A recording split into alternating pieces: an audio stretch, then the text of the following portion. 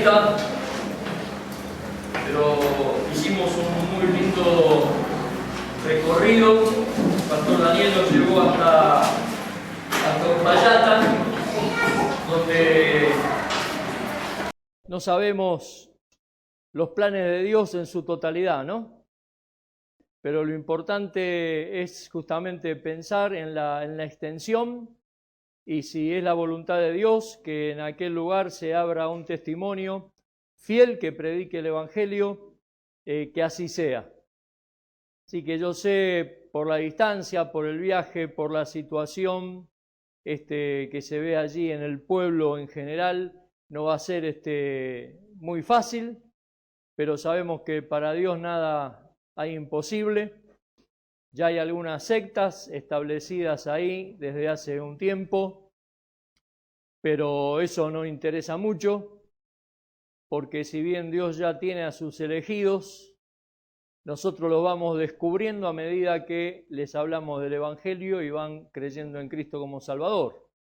Así que los que no crean es porque no eran los elegidos, ¿no? Que tenían que seguir en esos lugares, en esas sectas de perdición.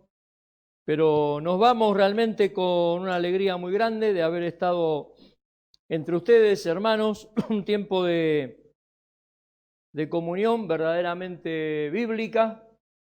Podemos decir que en relación a lo que es la espiritualidad nos vamos llenos, nosotros también, y damos gracias a Dios por haberlos conocido a cada uno. Yo en realidad no conocía a Daniel, no conocía a Jeremías, menos a mi amigo nuevo que me dice que es David también. Pero solamente al pastor y la esposa en realidad conocía. Y es una bendición haber conocido el resto de la familia, las nueras.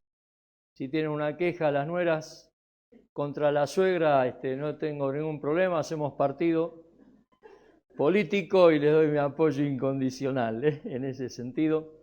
Pero bueno, es un gozo, hermanos, y felicitarlos de nuevo y desearles lo mejor en estos primeros 30 años, que puedan ser más de 30 años más, seguramente con otra gente dentro de 30 años. Quizás no todos lleguemos, quizás Cristo venga antes, pero en estas sillas habrán otras personas, quizás habrá otro pastor. Tal vez sus hijos y sus nietos estarán al frente de esta iglesia y sería una gran bendición si eso sucede, ¿no es cierto? Porque ustedes han cumplido de trasladarle la antorcha a los que vienen atrás y esperamos que los que vengan atrás puedan llevarla mucho mejor, quizás de lo que los que están hoy lo han hecho. Y sería un grande desafío y una gran bendición, no sé, por ejemplo, ver a Julieta tocar el órgano, ¿no? Y ver el violín, y ver al pronto bebé que van a tener David y Carolina, ¿no es cierto?, tocando la guitarra acá. Ahí está, y también el bebé de Daniel, ¿no es cierto?, y de Raquel. Entonces, pero es una bendición, ¿no? Y así es la vida de una iglesia, ¿no? O sea, uno van pasando... ¿De quién? ¿De ellos? ¿Quiénes son? ¿Él y ella? Ah, muy bien, que Dios les bendiga. Lo único que les pedimos es que no le pongan Galilea Capernaum, ¿no es cierto?, de nombre. 4 van a ser. Ah, bueno, buenísimo. Muy bien, 4. Bueno, sería una buena meta, ¿no? En ese sentido, y las iglesias crecen por conversión, por transferencias y por biológicamente, ¿no? O nacimientos. Así que es una manera también en la que puede crecer una iglesia, ¿no es cierto? En ese sentido, sabemos que los que nacen de familias cristianas no son salvos automáticamente porque sus papás sean creyentes, pero tienen una gran ventaja al tener padres creyentes, ¿no es cierto?, para escuchar el Evangelio desde chiquitos y poder encaminarse en las cosas de Dios. Pero bueno, muchas felicidades de nuevo a la iglesia, que sigan adelante con todo el esfuerzo que puedan, confíen en el Señor cada día, Quizás el Señor venga mañana o a fines de septiembre, quiera Dios que sí, no sabemos cuándo es, no podemos poner fecha, pero que nuestros planes no sean cortados, ¿no es cierto?, con la segunda venida de Cristo o la venida de Cristo por nosotros, sino que nuestros planes sean consumados, ¿no? Entonces, todo lo que podamos planear como personas y como iglesia, que siempre sea el enfoque hacia el punto del arrebatamiento de la iglesia del Señor, y eso no nos va a cortar nada, ¿no? Quizá acá haya algún soltero que está pensando casarse, ¿no? Y Martín, ahí está. Hay dedos acusadores allá, ¿no? Martín, imagínense, Martín se está por casar, se está bañando, se está preparando para la ceremonia y viene Cristo. O está saliendo de la iglesia, está yendo rumbo a la luna de miel y viene el Señor. ¿Estará amargado? No, ¿no es cierto? Uno no se amarga porque aún esa unión buscaba el fin en común, ¿no es cierto? Hasta que el Señor venga. Así que sean muchos años más, hermanos, y que podamos seguir en contacto, por lo menos por internet, compartiendo pedidos de oración, nuestra iglesia y ustedes, para que estén al tanto. Queremos en el futuro que la gente esta de Oanza nos venga a visitar, para ver si de alguna manera podemos implementar el ministerio de Oanza también acá, como lo hicimos en el pasado en el Uruguay. Y yo sé que es un material y un ministerio muy bueno. No hay nada en los manuales para censurar en cuanto a doctrina, y le damos gracias a Dios porque los chicos aprenden fielmente la palabra y se van integrando paulatinamente en las filas de la membresía de una iglesia a medida que los años pasan, y es una bendición muy, pero muy grande. Así que bueno, vamos a entrar directamente en Juan 15. Vamos a estar haciendo un compromiso en nuestra iglesia de orar por ustedes cada semana, no solamente por Guaymallén, sino también por Uspallata, esperando que sea una realidad, si es la voluntad de Dios, y que además de ser un pueblo no muy grande, hoy vimos mucha gente por todos lados, chicos por todos lados, jóvenes por todos lados, y seguramente hay mucho para hacer en aquel lugar, y la oración es esencial para ver la guía del Señor y su voluntad. Juan capítulo 15, versículo 16. Habíamos dicho hoy de mañana que el compartir el Evangelio produce frutos, y esperamos que siempre sean frutos que permanecen. Juan 15, 16 dice: no me elegisteis vosotros a mí, sino que yo os elegí a vosotros, y os he puesto para que vayáis y llevéis fruto, y vuestro fruto permanezca, para que todo lo que pidiereis al Padre en mi nombre, Él os lo dé. Cristo nos escogió, no solamente para llevarnos al cielo algún día. Cristo nos escogió no solamente para sacarnos de debajo de la condenación y de un lugar a donde íbamos de cabeza, que era el infierno, sino que Él nos escogió para que cada uno de nosotros podamos traer fruto y podamos producir mucho fruto para su honra y para su gloria. Dice: no me elegisteis vosotros a mí, sino que yo os elegí a vosotros. Pero, ¿qué clase de gente el Señor eligió? ¿Cómo nos consideramos nosotros a nosotros mismos? Vamos a ver lo que Pablo dice en cuanto a lo que nosotros somos, ¿no? Para ver qué clase de gente Cristo escogió. 1 Corintios, en el capítulo 1, en el versículo 27 al 29, nos encontramos usted y yo en estos versículos, y podemos ver realmente cómo es la clase de personas que Cristo eligió. Arranquemos con el versículo 25,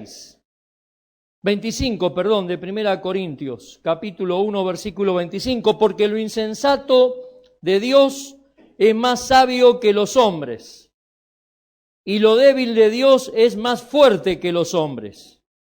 Pues mirad, hermanos, vuestra vocación, que no sois muchos sabios según la carne, ni muchos poderosos, ni muchos nobles, sino que lo necio del mundo escogió Dios para avergonzar a los sabios, y lo débil del mundo escogió Dios para avergonzar a lo fuerte, y lo vil del mundo y lo menospreciado escogió Dios, y lo que no es, para deshacer lo que es, a fin de que nadie se jacte en su presencia. Esta es la clase de gente que Cristo eligió. Él nos miró desde antes de la fundación del mundo, ¿no es cierto? Y dijo, bueno, voy a elegir a los mejores, a los más poderosos, a los ricos, a los grandes sabios. Voy a elegir a todas aquellas personas que no tienen nada de vil, a los más fuertes.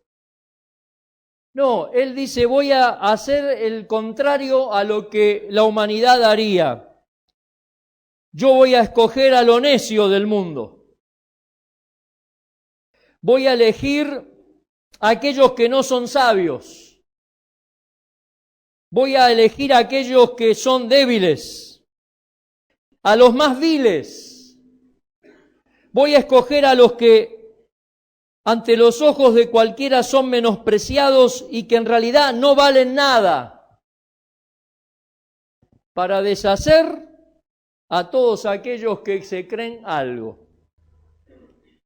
Estos son versículos, hermanos, que no nos deben ofender. Porque si nosotros somos sinceros con nosotros mismos, reconoceremos que somos esta clase de gente. Por lo menos yo era así. Y le doy gracias a Dios que cambió, ¿no es cierto?, mi andar y cambió mi posición en la vida. Nunca me ofendieron estos versículos, a pesar de que la primera vez que los escuché fueron dentro del primer año de cristiano en mi vida. No son textos que nos ofenden, son textos que nos dicen la realidad de lo que realmente somos cada uno de nosotros. Ahora, estos que no son nada, que no podían producir ningún fruto bueno, Cristo los eligió para que llevemos fruto para su gloria y su honra. Y Cristo dice que en Juan, que nos designó para hacer su trabajo, porque dice, y os he puesto la posición que el creyente ha alcanzado, como hablábamos hoy, una postura de sacerdocio santo, agradable a Dios. Es Cristo el que nos puso en esa posición, para hacer el trabajo que Él quiere que se lleve adelante. En 2 Corintios, en el capítulo 5, en el versículo 19 hasta el versículo 20, dice que Dios estaba en Cristo reconciliando consigo al mundo o a la humanidad, no tomándoles en cuenta a los hombres y a las mujeres sus pecados, y nos encargó a nosotros la palabra de la reconciliación. Así que somos embajadores en nombre de Cristo, como si Dios rogase por medio de nosotros. Os rogamos en nombre de Cristo, reconciliaos con Dios. Un embajador es una persona que representa en un país extranjero a otro país. Y nosotros no pertenecemos a este mundo, desde luego, aunque estamos en este mundo. Pero somos representantes de un mundo celestial, donde no hay pecado, no hay tristeza, no hay dolor, no hay tinieblas, no hay nada. Y como dignos representantes de aquella ciudad celestial, somos embajadores del Señor en esta tierra. Cristo nos puso en esa posición para que llevemos fruto. Cristo quiere, hermanos, que nosotros demostremos amor hacia Él, que podamos demostrar amor y obediencia a la palabra de Dios. Dice allá en Juan, para que vayáis. Cristo quiere que tengamos paciencia, como dice el Salmo 126. Andarán sembrando y llorando los que siembran la preciosa semilla, ¿no? Pero al final vendrán con gozo trayendo el resultado, ¿no es cierto? Sus gavillas. Y el Señor quiere justamente eso, que nosotros tengamos paciencia y que llevemos el Evangelio en todo lugar. Dice Marcos en el capítulo 4, versículo 24 hasta el 26.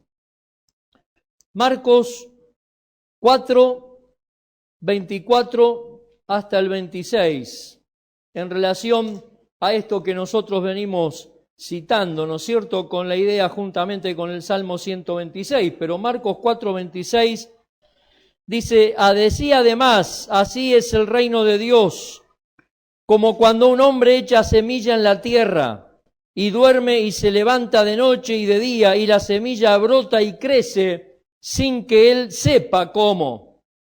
Porque de suyo lleva fruto la tierra, primero hierba, luego espiga, después grano lleno en la espiga, y cuando el fruto está maduro, enseguida se mete la hoz, porque la siega ha llegado. No es un trabajo sencillo, sembrar, cultivar. Yo soy pintor, lo único que yo sembré y cultivé fueron 30 plantas de marihuana en mi vida, nada más, ¿no? Pero no entiendo mucho sobre el cultivo y la siembra. Pero lo que sí, lo que uno ve, lo que uno lee, lo que uno mira por la televisión o ve alguna historia, alguna idea, ¿no? Sabe que es un trabajo arduo trabajar en el campo. Había un tío de mi señora, yo no sé si era tío o ella le decía tíos, que a la señora le decían la tía del camino.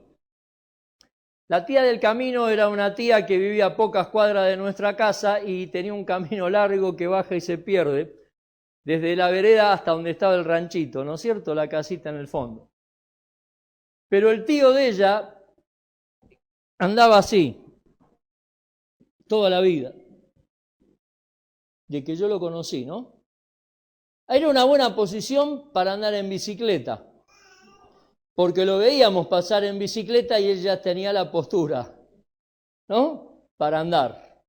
Pero uno de los problemas de que él quedó así era que él trabajaba mucho en la tierra, allí en su casa, y habrá trabajado de más joven en otro lugar, y seguro fue un trabajo arduo, ¿no es cierto?, un trabajo difícil. Lo mismo pasa con el tema del Evangelio, ¿no? Nosotros tenemos la semilla, somos simples sembradores. La arrojamos, esperamos que caiga siempre en buena tierra, pero a veces no cae en buena tierra. Pero el proceso de la semilla, el crecimiento de lo que sembramos, solo Dios sabe la proyección que pueda tener lo que siembra el cristiano en los corazones de la gente. A veces es con lágrimas, pero debe ser siempre con paciencia y esperando que al final sea con gozo. Cristo desea, hermanos, que nosotros tengamos productividad. Por eso en Juan 15:2 Él dice, y llevéis fruto. Sería, podríamos decir,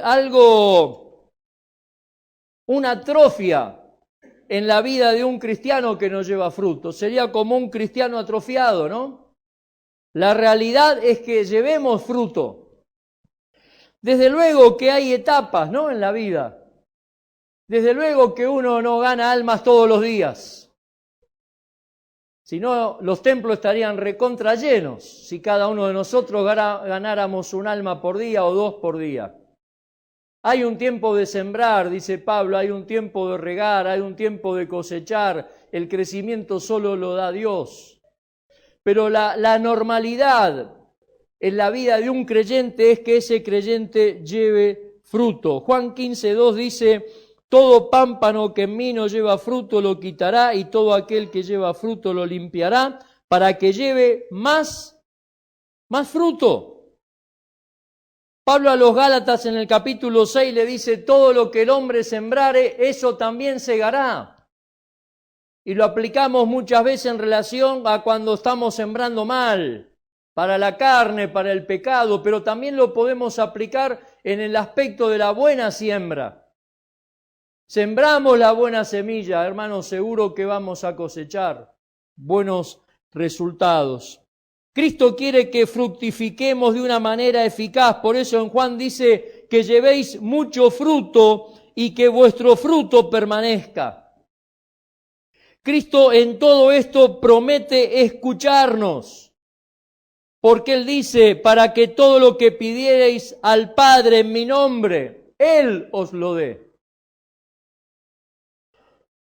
Cuando hablamos de fruto, estamos hablando de personas salvas, ¿no? Por medio de la fe en Jesucristo al haber escuchado la palabra de Dios. Pero ese no es todo el trabajo, esa es la mitad del trabajo. La otra mitad es lo que decía hoy el pastor en el cierre en la mañana, que es el discipulado en la vida de las personas nuevas. Podríamos llamar al discipulado consolidar, dar solidez a través de las distintas reuniones también que una iglesia pueda tener, ya sea grandes o pequeñas, pero aún reuniones de uno con uno individualmente. Ahora, ¿qué es sobre las reuniones? Porque, hermanos, las reuniones tienen propósitos. Los propósitos de los estudios bíblicos y las reuniones de compañerismo son importantes porque podemos tener estudios bíblicos los unos con los otros. Podemos desarrollar compañerismo los unos con los otros. Podemos orar los unos por los otros. Podemos colmar las necesidades espirituales de los grupos o de los individuos en forma específica. Podemos equipar a los creyentes para que juntamente con ellos podamos desarrollar el ministerio. El propósito de los cultos de una congregación reunida es la oración, es la adoración, es la lectura pública de las Escrituras. Es como dice Hebreos 10, para ánimo. Si yo no me congrego, ¿cómo puedo animar a otro, no? Si no cumplo Hebreos 10:25, ¿no voy a poder cumplir Hebreos 10:24? Entonces es importante en ese sentido. Nos reunimos para instrucción, nos reunimos para comunión. La iglesia se reúne para desarrollar los dones o charis espirituales, los que son mencionados específicamente en Romanos capítulo 12, versículo 3 hasta el versículo 8. Romanos 12:3 dice, digo pues por la gracia que me es dada a cada cual que está entre vosotros que no tenga más alto concepto de sí que el que debe tener, sino que piense de sí con cordura conforme a la medida de fe que Dios repartió a cada uno. Porque de la manera que en un cuerpo tenemos muchos miembros, pero no todos los miembros tienen la misma función, así nosotros, siendo muchos, somos un cuerpo en Cristo y todos miembros los unos de los otros. Acá vemos igual que en Efesios, en la diversidad hay unidad. Pero también dice Pablo a los Corintios que en la unidad también hay diversidad, porque el cuerpo no son todos manos, ni todos ojos, ni todos pies. Sino si fuera así, ¿dónde estaría el cuerpo? No existiría.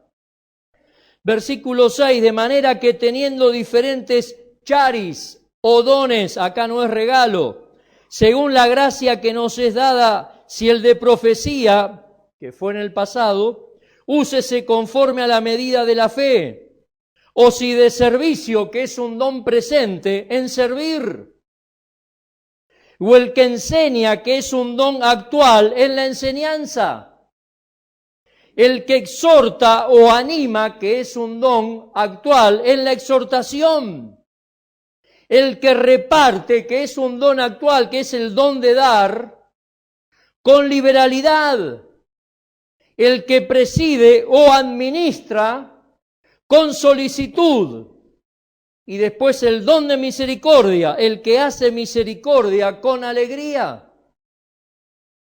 Interesante en esto, hermanos, todos debemos dar para la obra de Dios, pero hay personas que dan de una manera especial, diferente.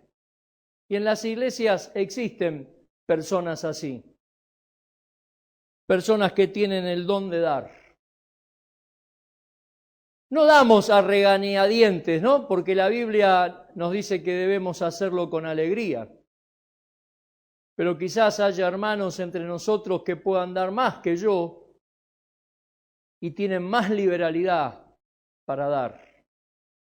Aunque a veces la liberalidad y el dar no se relaciona siempre con la cantidad. Porque se acuerdan que cuando el Señor estuvo en el templo venían los ricos y daban mucho, pero daban lo que les sobraba. Y cuando vino la viuda pobre, dio una moneda de 5 centavos, argentinos podríamos decir hoy. Pero lo importante era que eso era todo lo que ella tenía. No era que le sobraron los 5 centavos, los 5 centavos era todo lo que tenía.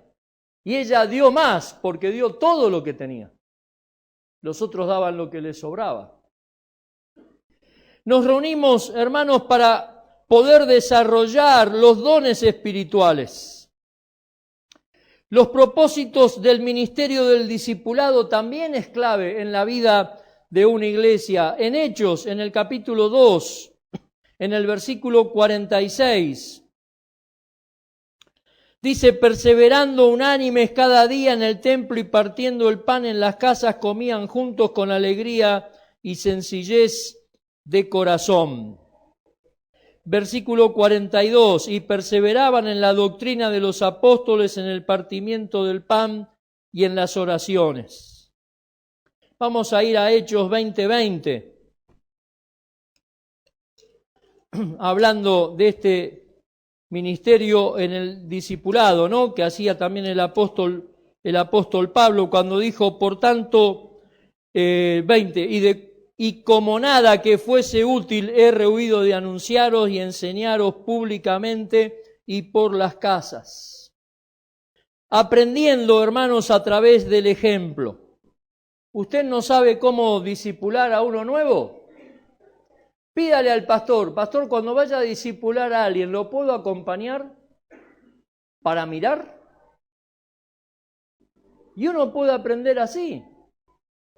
Uno puede tomar un curso de discipulado dentro de la propia iglesia para entrenarse para discipular a las personas nuevas. Es clave este ministerio, porque en este ministerio enseñamos principios específicos de la Biblia. En el ministerio de discipular a otra persona, corregimos problemas entre los creyentes. A veces uno va pensando que va a hablar un tema y le salen con cualquier disparate en el discipulado y descubrimos que este tiene problema con el otro. Yo fui una vez a visitar a una hermana de nuestra iglesia. 2 hermanas trabajaban juntas en la misma casa, pero no vivían en la misma casa, cada una tenía su casa. Una se enfermó, llamó a la patrona y le dijo, hoy no voy porque estoy enferma. La otra no se había enterado que esta otra estaba enferma, pero cuando salió para el trabajo la vio salir del almacén y se saludaron así. Cuando la hermana sana llegó a la casa donde trabajaban ambas, la patrona le dijo, ¿cómo anda fulana de tal? Porque hoy me llamó y me dijo que estaba muy enferma. Y la otra hermana, en una manera inocente, dijo, yo la vi cuando salía del almacén, me parecía que estaba bien dentro de todo. Pero cuando vuelvo para la casa voy a ver si en realidad está enferma y si necesita algo. Bueno, la enferma se enteró de lo que había dicho la otra. Y ahí teníamos un problema entre 2 hermanas terrible. Yo fui a la casa de una para hablar un tema que estaba discipulando a la enferma y al marido y me salió hablando mal de la otra. Entonces tuvimos que cerrar el curso de discipulado y hablar sobre el problema en cuestión para solucionarlo. Los discipulados, hermanos, son claves para corregir problemas, aún entre los creyentes. El discipulado es clave para ayudar a los hermanos que han sido engañadas por falsas enseñanzas. En Santiago, en el capítulo 5, en el versículo 19, Y en el versículo 20, este Santiago, que es el hermano carnal del Señor Jesús, este fue uno de los otros hijos que María tuvo después de tener al Señor Jesucristo. Este Santiago dice: hermanos, si alguno de entre vosotros se ha extraviado de la verdad y alguno le hace volver, sepa que el que haga volver al pecador del error de su camino salvará de muerte un alma y cubrirá multitud de pecados. No vamos a desarrollar a profundidad estos dos versículos porque es un tema muy interesante, pero sí simplemente decir que es un gran ministerio el poder traer de nuevo a un hermano extraviado hacia la verdad cuando el hermano fue engañado por malas enseñanzas. Que eso pasa mucho. Las iglesias carismáticas en todos los países se dedican no a salvar incrédulos, sino a robar creyentes de las otras iglesias. Y después las personas que terminan ese nuevo confundido. No viene una semana, no viene la otra, lo vamos a ver y parece, no, yo estoy yendo a otro lado. ¿Y dónde? Sí, porque allá hacen esto, lo otro, aquello, te temblequean, se tiran al suelo. Y ahora hay que corregir la desviación. Y el discipulado es clave, hermanos, justamente para eso. El discipulado es clave porque nos ayuda a sobrellevar los unos las cargas de los otros, dice Gálatas. Es clave porque nos ayuda a proveer consuelo a los demás. Allá en 2 Corintios, en el capítulo 1, versículo 3 y versículo 4 de 2 Corintios, dice: bendito sea el Dios y Padre de nuestro Señor Jesucristo, Padre de misericordias y Dios de toda consolación, el cual nos consuela en todas nuestras tribulaciones para que podamos también nosotros consolar a los que están en cualquier tribulación por medio de la consolación con que nosotros somos consolados por Dios. Entonces, es bueno muchas veces, para no decir siempre, pasar por tribulaciones y pruebas. Es bueno, porque Dios nos consuela en medio del desierto. Y cuando otra persona está viviendo lo mismo que nosotros, le podemos decir: hermano, mirá, Dios es fiel, Dios te va a ayudar, Dios te va a proveer. A mí me pasó el año pasado, a mí me pasó hace 5 años atrás. Pude experimentar la presencia y el poder de Dios en mi vida en medio de una dificultad terrible. Pude salir triunfante con la ayuda de Dios. Dios me dio la sabiduría necesaria para atravesar las pruebas. Eso es lo que dice Santiago, ¿no? Si alguno tiene falta de sabiduría, pídala a Dios. A veces le decimos a los chicos ese versículo para que le pidan a Dios sabiduría para los exámenes. Pero el contexto de ese versículo no es pedir sabiduría para arreglar un auto o dar un examen, sino pedir sabiduría para atravesar las pruebas de la vida. Que a veces somos ignorantes de cómo proceder. Dios nos hace a veces vivir cosas negativas en nuestra vida dentro de su voluntad permisiva para que nosotros, hermanos, podamos proveer de consuelo a los demás, a los otros. Pienso que una de las cosas más terribles es la pérdida de un ser querido, ¿no? La pérdida física, vamos a decir, porque si es creyente sabemos que está en un lugar mejor. Pero si un creyente que perdió a un ser amado porque la muerte se lo llevó al cielo, y ese creyente experimenta el consuelo de Dios en el corazón y puede superar la situación, cuando vaya a discipular a alguno y dice: se me murió mi abuelita anoche, ¿no? O hace unos días falleció mi abuela que vivía en otra ciudad. La persona está desmoralizada, desanimada. De la misma manera que Dios te consoló a vos en medio de la necesidad, tú puedes explicar cómo Dios puede consolar a esa otra persona.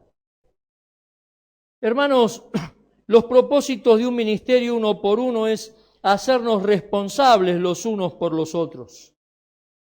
No es simplemente impartir el cursito, el librito y ya se terminó nuestra responsabilidad o nuestra obligación. Tenemos que ser responsables por los demás. Es más allá de esa hora semanal que nos juntamos en el discipulado. es algo de todos los días.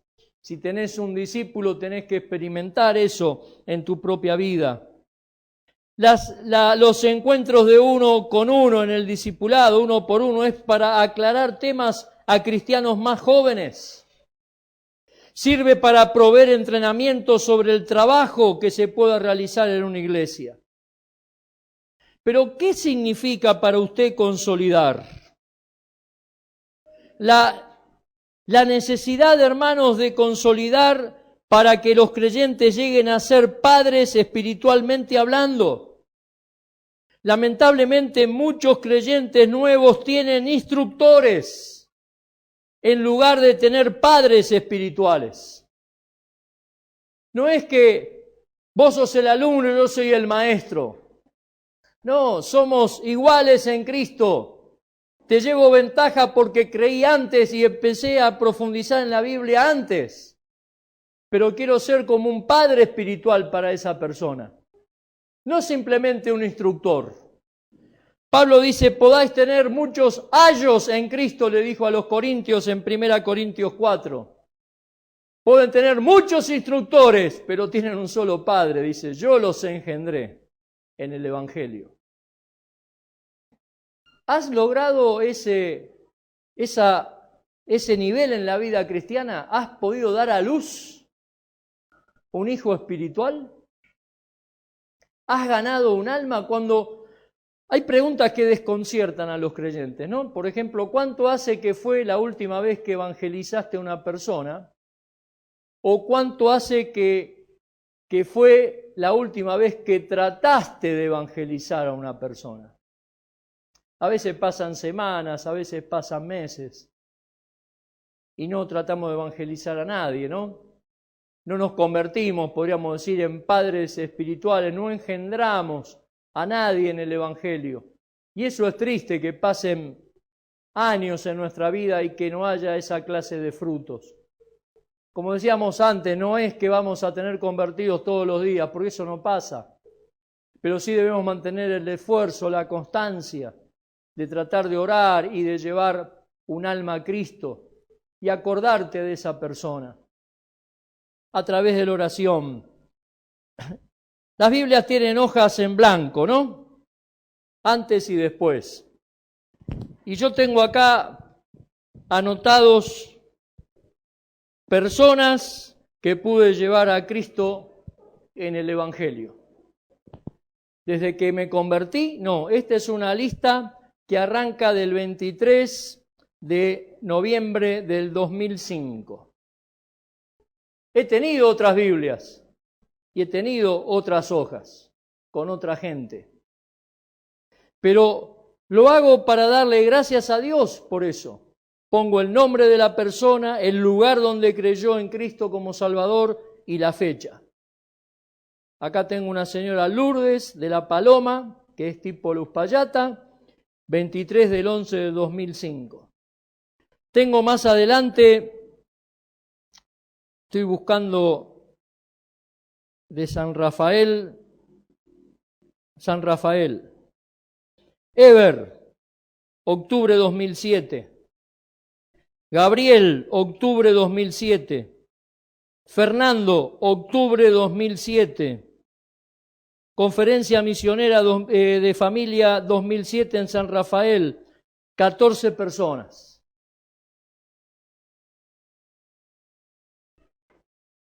Dios usa a cada uno como Él quiere. Tal vez usted tiene una lista más larga, quiera Dios que sí. Pero hermanos, esto no demuestra un halago que me hago para mí mismo, sino el esfuerzo que uno como creyente trata de lograr para alcanzar a otros con el Evangelio. Produzca una lista así en su vida, porque debemos llegar a ser padres en el Evangelio. Tenemos que engendrar y dar a luz hijos espirituales. Esa es la vida normal de un creyente. Y así debe ser. Nuestra meta, hermanos, debe ser llevar a todos los creyentes al punto de que sean padres espirituales. En Hebreos, en el capítulo 5, en el versículo 12 y versículo 13. Dice, porque debiendo ser ya maestros después de tanto tiempo, tenéis necesidad de que se os vuelva a enseñar cuáles son los primeros rudimentos de las palabras de Dios, y habéis llegado a ser tales que tenéis necesidad de leche y no de alimento sólido, y todo aquel que participa de la leche es inexperto en la palabra de justicia, porque es niño, pero el alimento sólido es para los que han alcanzado madurez, para los que por el uso tienen los sentidos ejercitados en el discernimiento del bien y del mal. Una cosa es tener años en el Evangelio y otra cosa es envejecer en el Evangelio, ¿no? Y a veces hay personas que simplemente envejecen en el Evangelio. Están como si fuera la primera vez. Necesitan pasar a otro nivel. Necesitan recibir otra alimentación.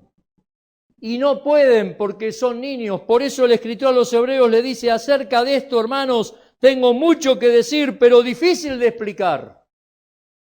No porque el que escribió acá tenía faltas de palabras, sino porque sois tardos para oír. El problema no era en el exponente, el problema era en los receptores.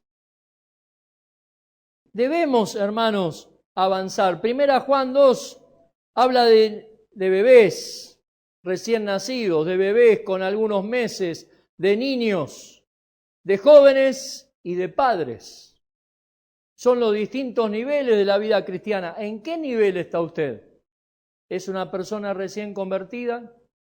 ¿Es una persona que ha conocido a Cristo hace algunos meses? ¿Es una persona que se considera un niño espiritual todavía? Ya no es un bebé, pero es un niño. ¿Es una persona que puede considerarse un joven, espiritualmente hablando? ¿O un mayor o un adulto, espiritualmente hablando? ¿En qué lugar está usted en relación al crecimiento espiritual? Porque usted puede tener hoy 75 años y ser un niño espiritualmente. Y a veces el problema no es de los enseñadores, sino de los enseñados. Porque a veces no es que la gente es mal aprendida, sino que la gente es mal enseñada, ¿no? Ahora, la Biblia nos anima a avanzar en todas estas áreas. Debemos tener una carga, hermanos, que se torne en una preocupación espiritual hacia los demás, hacia los nuevos. Consolidación tiene que ver con el hecho de pasar tiempo con los nuevos creyentes. A veces en las iglesias viene uno nuevo y está solo allá en un rincón, ¿no? Solo lo va a saludar el pastor y los demás hermanos de años, los espirituales, están en un rincón charlando de esto, lo otro, aquello. El nuevo está allá, quiere entrar, se va, entra y se termina yendo después del culto, ¿no? Nadie se le acercó, no hay una preocupación por los nuevos. Pero un padre no es así. Y tampoco debe serlo un padre espiritual. Compañerismo. Estos son los propósitos. Tiene que ver por lo menos para 6 propósitos. Compañerismo. Desarrollo de liderazgo. Cuando usted está discipulando a una persona nueva, puede ir palpitando hacia dónde el Señor puede llevar a esa persona en el futuro. Usted puede ver, este puede ser un maestro el día de mañana en la escuela dominical. Este puede ser un servidor dentro de la iglesia. Y el tiempo de consolidación nos ayuda a poder percibir la inclinación y la tendencia hacia donde Dios lo puede empujar a esta persona. Pero si yo nunca tengo contacto con los nuevos, si yo nunca los visito, si yo nunca los discipulo, ¿cómo voy a descubrir esas cosas? No me preocupo. Testificar a otros y cómo enseñarles a hacerlo, cuidarnos los unos a los otros, impartir conocimiento bíblico de sana doctrina y hacerlos participar en el servicio. OANSA tiene maestros, pero también tiene colaboradores. Pero les voy a decir un secreto. Que el objetivo de Martín es que los colaboradores lleguen a ser maestros, cuídese. Pues los va a enganchar tarde o temprano. O sea, le da primero el dulce. Vení, dame una ayudita, vamos a barrer, haceme juguito, vamos a repartir las galletitas, ¿no? Entonces uno dice, bueno, ya estoy bien, ya me considero útil para OANSA, qué sé yo, pero aquel ya tiene otra idea, guarda.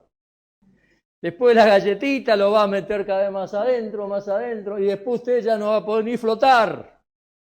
Pero eso es bueno, ¿no? Y es una bendición que uno pueda de alguna manera servir al Señor y avanzar en el servicio. Estas cosas, hermanos, deben caracterizar a nuestras iglesias y con la ayuda de Dios se pueden lograr. ¿Sabía usted que hay 31 frases los unos a los otros en el Nuevo Testamento que fueron frases declaradas para practicar el obedecer la palabra de Dios?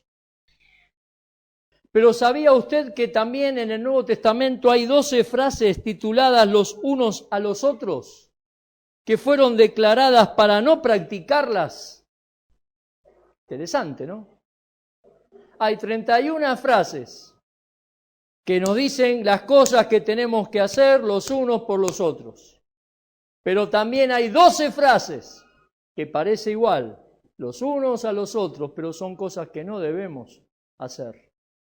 En la consolidación, hermanos, es importante al dar solidez. Amarnos unos a otros es un mandamiento de Jesucristo.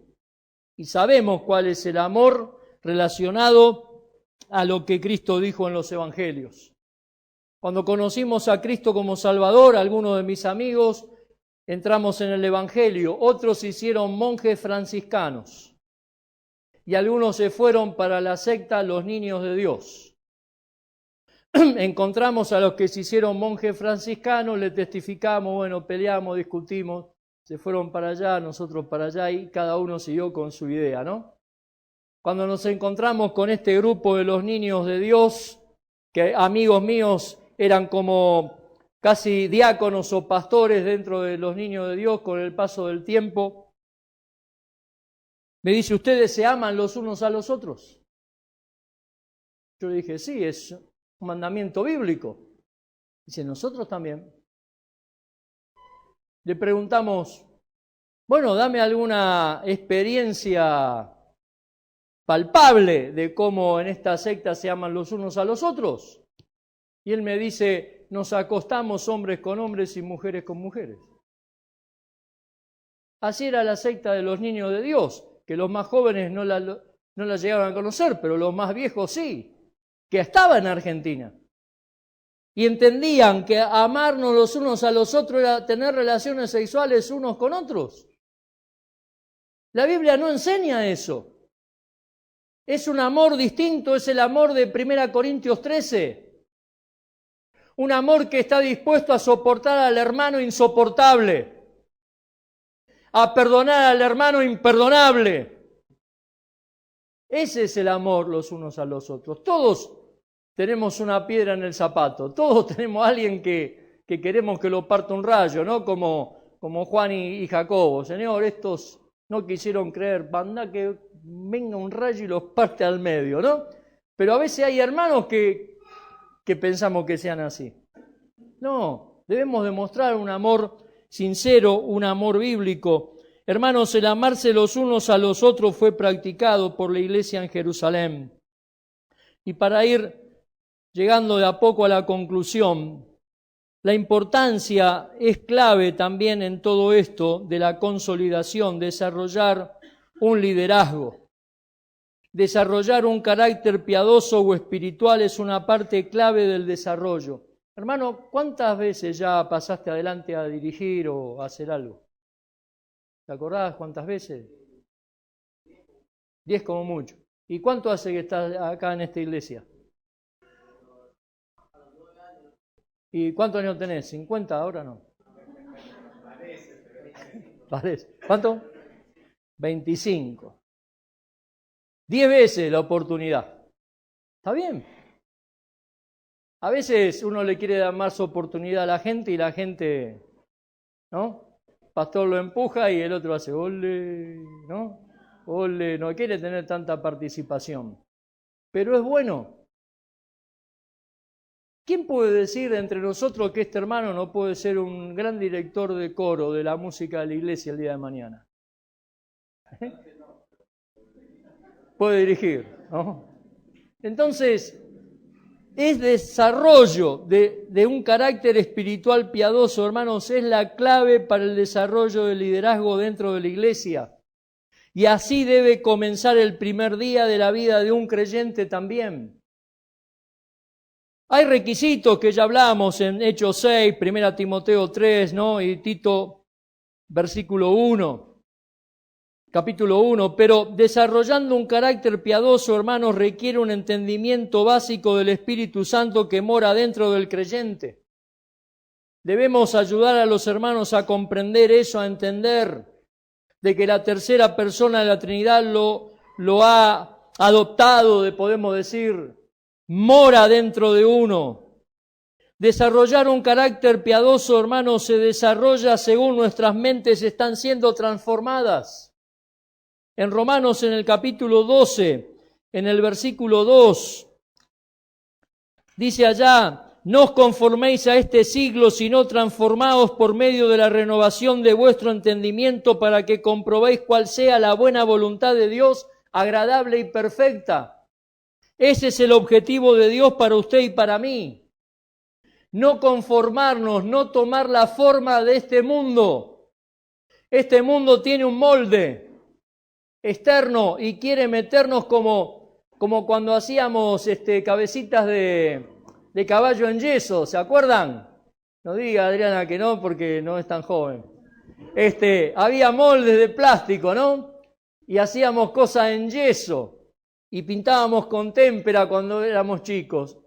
Después más grande comenzaron con cosas de plastilina. Pero el mundo tiene un molde exterior y quiere meternos para que tomemos la forma de ese molde. De afuera para adentro nos quiere cambiar. Pero el Señor dice que Él no hace ese mecanismo. Él nos quiere cambiar de adentro para afuera. ¿Y cómo lo hace? Renovando nuestro entendimiento. Nuestra cabeza es como un tanque de 200 litros con agua podrida. Y si nosotros queremos cambiar el agua sin volcar el tanque, ¿cómo lo hacemos? ¿Metemos una manguera? Abrimos la canilla y a medida que entra agua limpia, el agua podrida se va a ir yendo. Algún día va a estar todo lleno de agua limpia. Esa manguera es la Biblia.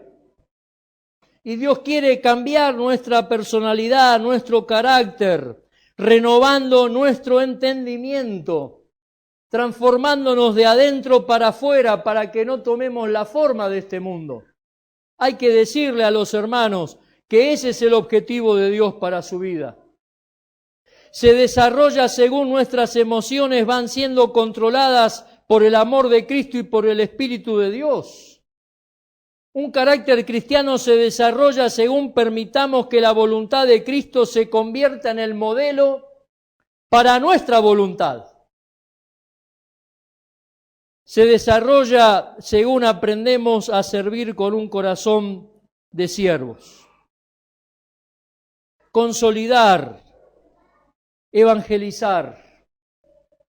Porque el evangelismo es importante también dentro de la consolidación. ¿A cuántos tal vez le ha pasado que va a discipular a un hermano nuevo y se convierte el abuelo en ese mismo momento?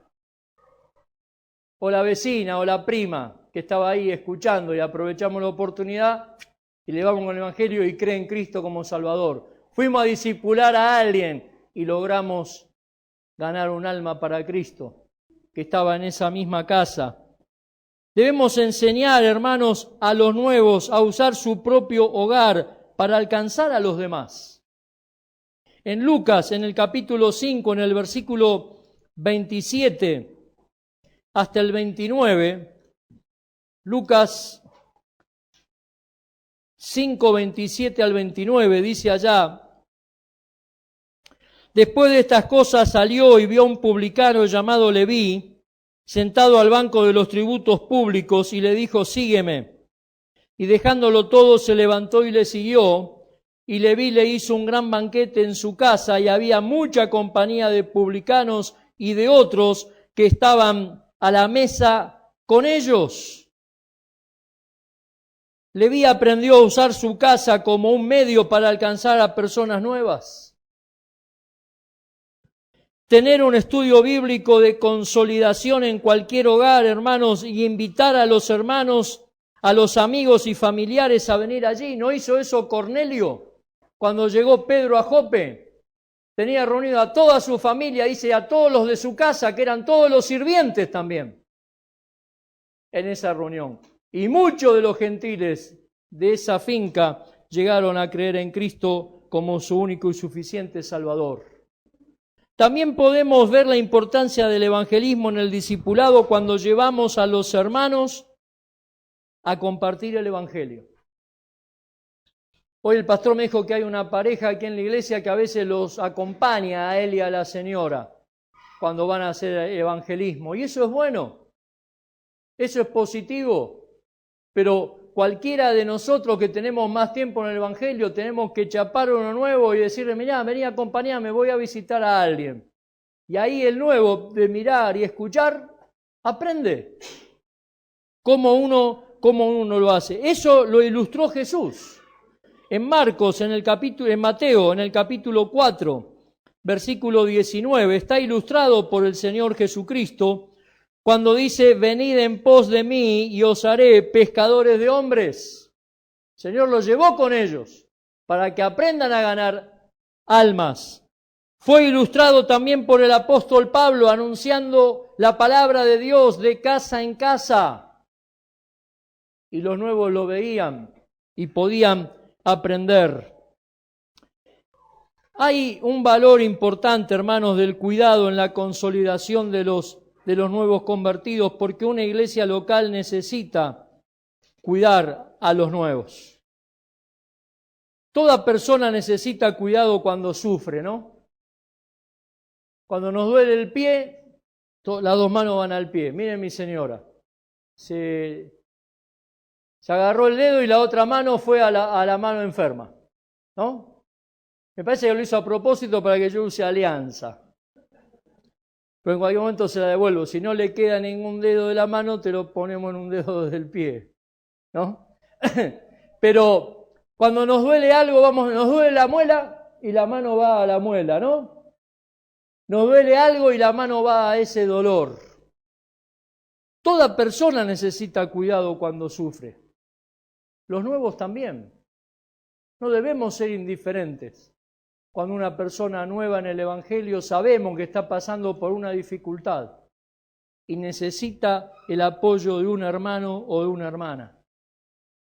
Toda persona necesita ver que nos gozamos cuando ella se goza. A veces en la reunión de oración uno nuevo dice: yo tengo una respuesta de oración, conseguí un mejor trabajo, estaba ganando 5.000, ahora voy a ganar 15.000. Y los hermanos dicen: qué bronca, ¿no? Que no me tocó a mí. No se gozan con los que se gozan. Hermanos, debemos gozarnos cuando al otro le va mejor, cuando al otro consigue un mejor trabajo, cuando el otro le aumentan el sueldo, cuando el otro puede cambiar el vehículo. Qué lindo que lo disfrute con salud, con mucha bendición, vos y tu familia. Me gozo en eso. Y el nuevo necesita, hermanos, experimentar eso de nosotros los viejos en el Evangelio. No envidiarlos porque le va bien. Este es nuevo, recién entró en el camino y recibe más que yo, que estoy hace 30 años. ¿Qué pasó? ¿El Señor le falta un tornillo? No. O sea, debemos gozarnos con él, que le va bien. Hermano, que te vaya mucho mejor. Me alegro por vos. Debemos animar a los nuevos en eso también. Y para terminar, la importancia del conocimiento bíblico en la consolidación del nuevo creyente. Segunda Pedro, en el capítulo 3, en el versículo 18, Antes bien, creced en la gracia y el conocimiento de nuestro Señor y Salvador Jesucristo. A Él sea la gloria ahora y hasta el día de la eternidad. Amén. Es importante, hermanos, el conocimiento, pero el conocimiento sin la práctica no sirve de nada, ¿no? Pero es importante el conocimiento porque como nosotros al principio no entendíamos nada de la Biblia, los nuevos que entran al camino están igual que nosotros en un principio. Y tenemos que impartirle la sana doctrina, compartirle el conocimiento directo de la palabra de Dios y es más, cómo ellos mismos puedan sustraer en el futuro su enseñanza para sí mismos y para enseñar a otros. Las personas se familiarizan con la Biblia por lo menos de 5 maneras, ¿no? La primera de las maneras es que las personas se familiarizan con la palabra de Dios por escucharla. Dice Romanos 10:17 que la fe viene por el oír y el oír por la palabra de Dios. Así que cuando fuimos salvos no me salvó mi fe, sino que apliqué la fe que la palabra que escuché produjo en mi vida. Ni la fe que puse en Cristo aquel día era mía. Era la fe que Dios, por medio de lo que escuché, produjo. Una persona se familiariza con la Biblia por escucharla. Una persona se familiariza con la Biblia oyéndola, porque en Apocalipsis, en el capítulo 1 de Apocalipsis, en el versículo 3, Apocalipsis 1:3, dice allá, bienaventurado el que lee, y después ¿qué dice? Y los que oyen. Qué importante es venir a escucharle la palabra. Es necesario escuchar la Biblia. No solamente somos doblemente felices por leerla, somos doblemente felices por escucharla. ¿Cuántas veces a la semana usted viene acá a escuchar la Biblia? Usted dice, no, pastor, yo la leo en mi casa, ya estoy chocho, vengo solo los domingos. No, bienaventurados no son solamente los que la leen, son también los que la leen y la escuchan y la oyen. Las personas se familiarizan con la Biblia estudiándola. En 2 Timoteo, en el capítulo 2 de 2 Timoteo, en el versículo 15, que seguro que Martín no lo sabe de memoria, por eso vamos a leerlo. Procura con diligencia presentarte a Dios aprobado como obrero que no tiene de qué avergonzarse, que usa bien la palabra de verdad. Hice un chiste porque este es el versículo lema, nos dijo Martín ayer, del Ministerio de Banza. No lo debe recontra saber al derecho, al revés, en jeringoso, o como uno se lo quiera pedir que lo diga, ¿no? Pero procura con diligencia presentarte a Dios aprobado, como obrero que corta derecho, esa es la palabra que usa por usar, corta derecho, corta bien derecho en la palabra de Dios. ¿Cómo corta usted? Así, porque no entiende mucho. Tenemos que aprender a cortar derecho, a usarla derecho. ¿Y cómo? Estudiándola. Las personas se familiarizan con la palabra de Dios cuando la memorizan. El Salmo 119, en el versículo 11 del Salmo 119, 11, dice allá lo siguiente: en mi corazón he guardado tus dichos para no pecar contra ti. Nos vamos familiarizando con la Biblia cuando la memorizamos. Y por último, las personas se familiarizan con la Biblia cuando meditan en ella. Josué, en el capítulo 1, en el versículo 8, ¿no? Josué, capítulo 1, dice, nunca se apartará de tu boca este libro de la ley, sino que de día y de noche meditarás en él, para que guardes y hagas conforme a todo lo que en él está escrito. ¿Por qué? Porque entonces harás prosperar tu camino y todo te saldrá bien. Meditando en la palabra de Dios. Salmo 1, versículo 1 hasta el versículo 3. Bienaventurado el varón que no anduvo en consejo de malos, ni estuvo en camino de pecadores, ni en silla de escarnecedores se ha sentado, sino que en la ley de Jehová está su delicia, y en su ley medita de día y de noche. Será como árbol plantado junto a corrientes de aguas, que da su fruto en su tiempo, y su hoja no cae, y todo lo que hace prosperará. Meditando en la palabra de Dios, nos vamos a ir familiarizando con ella. Hermanos, hay un versículo en el Antiguo Testamento triste. No le voy a decir dónde es. Algunos seguro que lo va a saber, pero quiero transformar. Espero que Dios transforme la tristeza de este versículo en una realidad. ¿No le gustaría transformar la tristeza en realidad? Yo creo que sí, a todos nos gustaría. Dice Dios: busqué entre ellos hombre que hiciese vallado, que se pusiese en la brecha delante de mí, a favor de la tierra, para que yo no la destruya, y no lo hallé. Qué triste, ¿no? ¿Podríamos hoy convertir esta tristeza en alegría?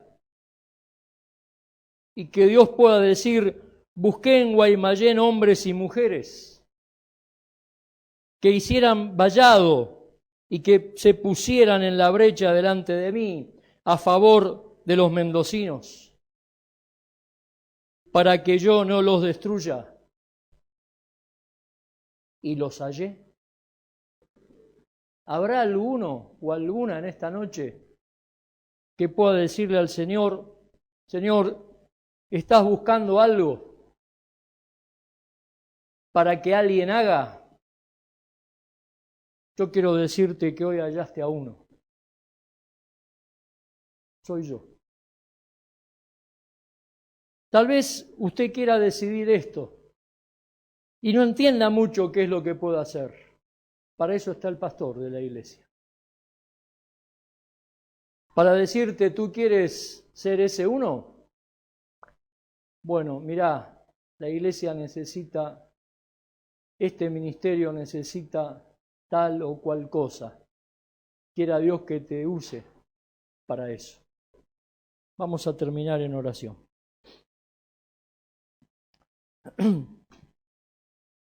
Quizás, hermanos, en estos días hemos escuchado cosas que ya sabíamos, y quiera Dios que sí, porque es lindo hablar de cosas que otros saben, porque así estamos en una misma sintonía, ¿no? Pero tal vez ha escuchado cosas que tal vez no sabía mucho y ha aprendido algo más. Lo que más espero es que usted haya aprendido de que Dios necesita gente para servirle, de que hay una tarea grande para hacer, que los obreros son pocos y la mies es mucha. Y tal vez usted pueda decir en esta noche: Señor, yo quisiera que tú sepas que puedes contar conmigo para servirte en medio de esta iglesia. Señor, yo quiero ser uno. Quiero decirte: hoy hallaste a uno o a una. Si este es su deseo, dígale así al Señor: Señor, te doy gracias por haberme salvado, pero también te doy gracias que puedo ser un instrumento útil para tu gloria y honra. Señor, sé que la mies es mucha, Sé tristemente que los obreros son pocos. Pero Señor, quiero que sepas, y quiero que esta iglesia también sepa, que acá Dios encontró a uno más, que va a poner el hombro para el avance del Evangelio en este lugar. Si este es su deseo, póngase de pie. ¿Habrá alguien así? No va a pasar aquí adelante, solamente póngase de pie. ¿Habrá una mujer, un hombre? Dios le bendiga. Una señora, dos hombres en esta noche, otra señora, alguien más que le pueda decir al Señor: Señor, aquí estoy, la mies es mucha, los obreros pocos, cuenta conmigo, con mi hombro, que esta iglesia sepa que hay otro más.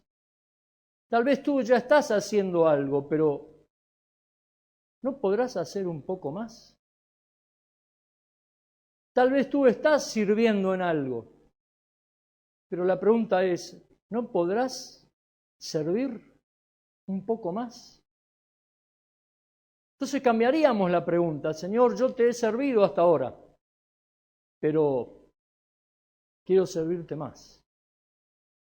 ¿Habrá alguien más así? Vamos a terminar entonces. Mientras algunos se levantan, se iban a levantar una hermana, un hombre aquí, adelante. Que Dios les bendiga. Vamos a orar por ellos. A ellos sí los conozco por nombre. La hermana que está atrás de la hermana Adriana, ¿cómo se llama? Sandra. Vamos a orar por Sandra, por Daniel, hijo, por Analía. Vamos a orar por Jeremías, por David y por Carolina. Yo he visto en estos días que estoy que ellos están sirviendo, pero están dispuestos a hacer un poco más. Y seguro que la señora Sandra también ha hecho cosas en esta iglesia muchas veces, pero está dispuesta a hacer un poco más. Y eso es lo que Dios quiere de todos los que estamos acá. Te damos gracias, Señor, por tu palabra. Te agradecemos por estos hombres y mujeres que quieren hacer un poco más para ti, no para los hombres ni para ser vistos, sino para Dios, para el avance de esta iglesia en este lugar y para que el Evangelio se extienda aún mucho más. Señor, tú tienes un plan para Sandra, para Daniel, para Jeremías, para Analía, para David y para Carolina. Tienes un plan personal, específico para sus vidas. No sabemos hoy cómo va a terminar la vida de ellos, haciendo qué ni en dónde, pero que este deseo que ellos tienen hoy de servirte acá pueda ser contagiado a los demás hermanos y hermanas, para que la iglesia, como un solo hombre y como una sola alma, puedan ser usados por ti para alcanzar mucho más. Te agradezco por estos días en la casa del pastor, por su amabilidad. No éramos amigos, nos vimos pocas veces antes, pero gracias por su corazón, por mantenernos, darnos de comer, darnos una cama. Gracias por los hermanos que de una y otra forma nos pudieron en esta oportunidad invitar, pudimos ver sus hogares, tal vez palpar alguna necesidad espiritual o material, que tú les bendigas grandemente, los prosperes, pero en especial que le muestres tu voluntad específica para sus vidas en el servicio para la honra y la gloria de Dios. Gracias te damos por todo.